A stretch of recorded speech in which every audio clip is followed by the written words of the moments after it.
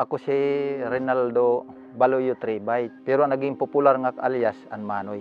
Nagdouble function nga ako, secretary ngan company commander. Pag surrender ko, doon ko na nakita ang bulig sa gobyerno, totoo nga, seryoso. Tagaan ako sa gobyerno, tikang sa programa, sa CLIP, an sa LSIP, an ako M16, tagan ako sin 60,000. May ginhatag sa amo ang gobyerno nga 14 hektar nga tuna, may palayan, kalubian, kami liyer, paragbunay, kada adlaw yaong kami kwarta. Nang wala pang e-clip, nahihirapan tayong mag-entice ng mga nasa taas. Primary focus natin is more on focus military operations lang, na kung paano sila i-neutralize. Yung mga surrenderies, sometimes, ano na lang yan, bonus na lang yan. Dito sa amin, sa Bayang Lusnabas, pag may nagsusurrender, siyempre, pinunduan niya mga sa bayan. Sa bawat batalyon, pinupunduan namin ang 1 million. Nakakatulong talaga itong e-clip. Ma-uplift nga yung buhay ng mga NPA na gusto nang bumalik sa mainstream society. Pinaagi siyang bulig sa ato Ginoo, nga pinaagi siyang bulig sa gobyerno, nag-iba